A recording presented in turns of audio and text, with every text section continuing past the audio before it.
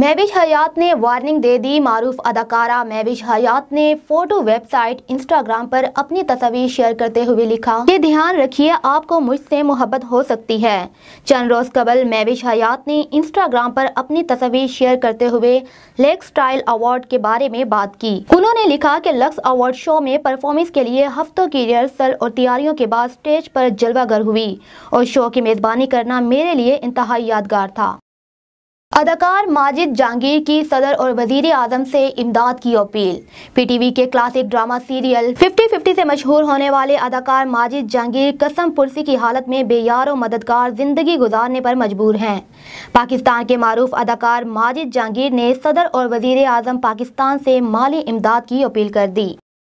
आर्यान खान कैदी number 956 मंशियात case में गिरफ्तार। आर्यान खान की जमानत के लिए खसूसी अदालत ने फैसला महफूज कर लिया, जो 20 अक्टूबर को सुनाया जाएगा। इसका मतलब है कि आर्यान मुंबई की औरतल जेल में मजीद 6 रोज जेरे हिरासत रहेंगे। आर्यान खान को कैदी नंबर N956 अलॉट कर दिया गया। आर्यान को अपने वालिद शाहरुख खान से 4500 रुपए का मनी ऑर्डर वसूल हुआ।